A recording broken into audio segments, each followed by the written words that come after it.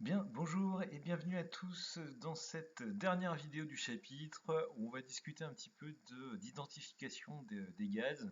À vrai dire, on a vu trois tests ensemble en classe qui permettent d'identifier trois gaz différents sur lesquels on va revenir donc ensemble aujourd'hui.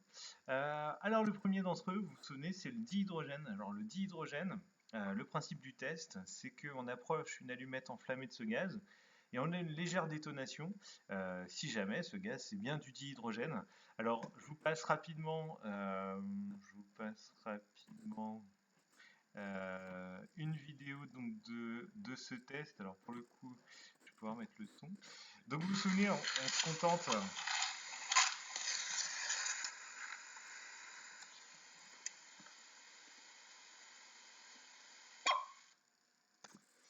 Voilà, et donc la légère détonation, je ne sais pas si vous l'avez bien entendu pour le coup, parce que c'était sur une vidéo à moi.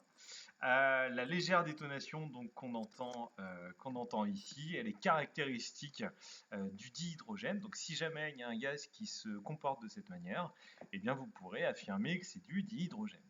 Le second gaz qu'on a vu ensemble, c'est le dioxygène. Alors c'est le gaz, vous savez, qui permet la respiration dans l'air qui est autour de nous.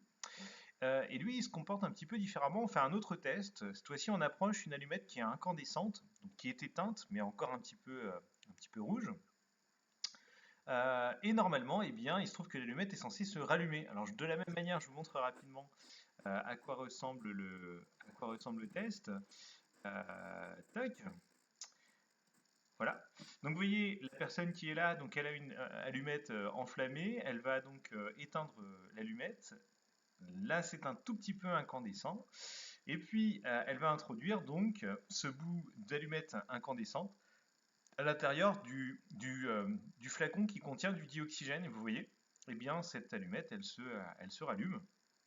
Et ça, c'est caractéristique donc du dioxygène.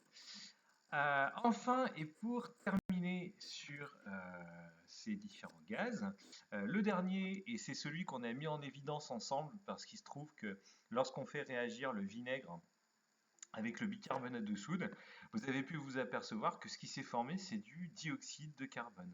Et il se trouve que le dioxyde de carbone, il a une propriété particulière. Quand on le met au contact de quelque chose, d'un liquide qui s'appelle l'eau de chaux, eh bien, il se trouve qu'il a tendance à troubler cette eau de chaux. C'est-à-dire que, à l'origine, l'eau de chaux, c'est un liquide qui est transparent, et il se trouve que quand on le mélange avec du dioxyde de carbone, eh bien, ça a tendance à devenir un peu blanc. Alors de la même manière, et pour terminer, je vous montre donc le dernier test qui est celui qui concerne le dioxyde de carbone. Donc vous voyez, à l'intérieur du tube à essai, ici on a de l'eau de chaux, on fait buller du dioxyde de carbone à l'intérieur de l'eau de chaux, et au fur et à mesure, on s'aperçoit que l'eau de chaux a tendance à devenir un peu plus opaque, un peu moins transparente, et puis à devenir un petit peu plus blanche. Et donc si on attend eh bien, suffisamment, elle devient complètement blanche, complètement troublée, on dira ça en tout cas de l'eau de chaux qui, au contact du dioxyde de carbone, prend cette couleur.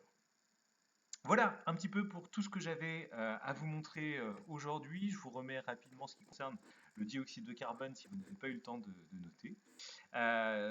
J'espère que vous avez donc bien noté tout ça dans votre classeur. Et puis, n'oubliez pas bien sûr de répondre aux trois questions qui se trouvent juste en dessous de la vidéo.